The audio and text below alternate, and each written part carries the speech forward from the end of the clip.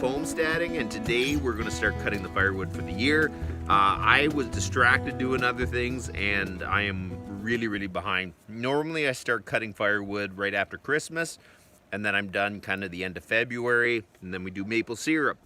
But I am just starting now, so it's basically this is the last week in January, and I'll have probably 2 or 3 weekends in February, and then you just never know, spring can come anytime.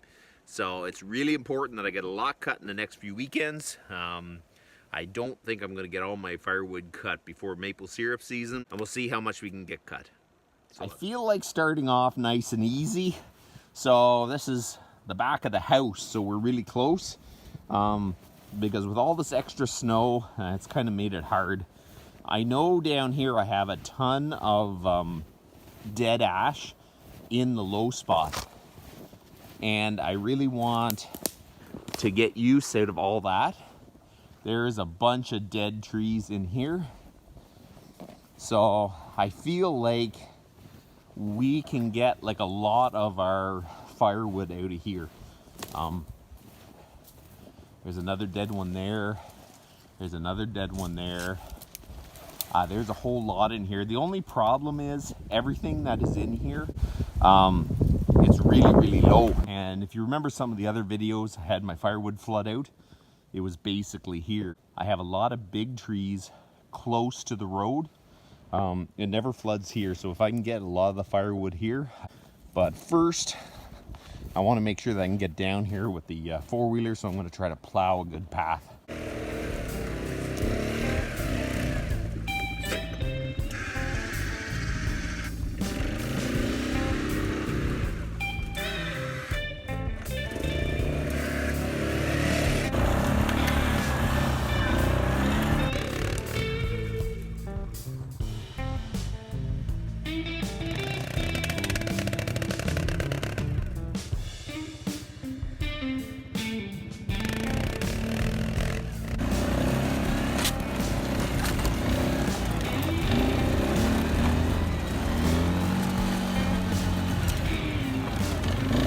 Make sure that you have a decent trail back to cut firewood, because there's nothing worse than trying to dig yourself out from getting stuck. So I ran up and down the trail just a little bit, and tonight when it gets cold, this will be hard. It'll be easy to get back here, just because you disturb the snow.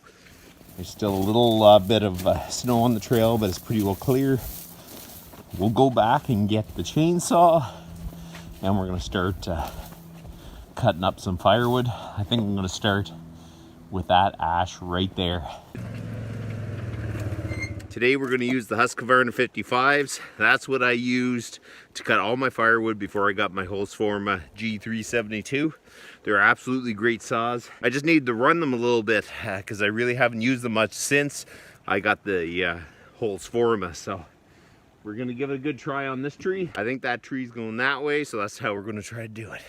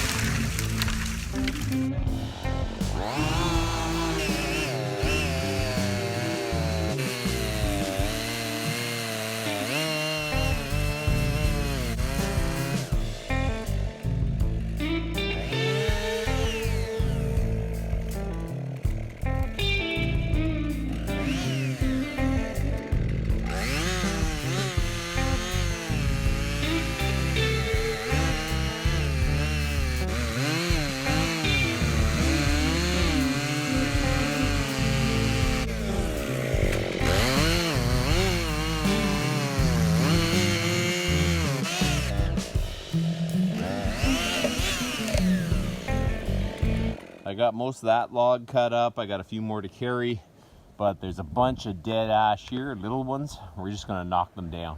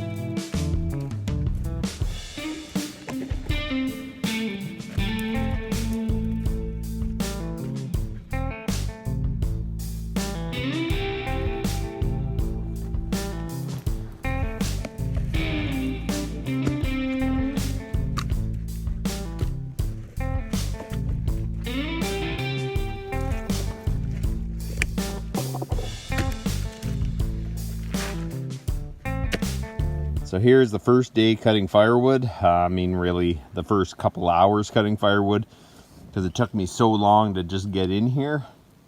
But now that I'm in here and I'm looking at it, there is a lot of trees in here, so I should be able to easily start cutting a lot more firewood and a lot quicker. I just have to be careful that I keep it off the lowland where I actually stack it, which means I have to carry it a bit. But as I go down the low spot, I can pile it on the side of the hill. So it really shouldn't be too far from any of the trees. So there you go. There's the first cord of wood cut for 2021. You know what? You got to start somewhere. I need to cut about 12 more of these.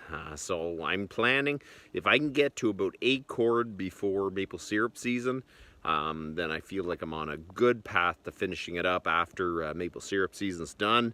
And I have a lot of wood left over, but I would like to get 2 years ahead. It just works so much better. So that's about enough for today, and you guys have a good one.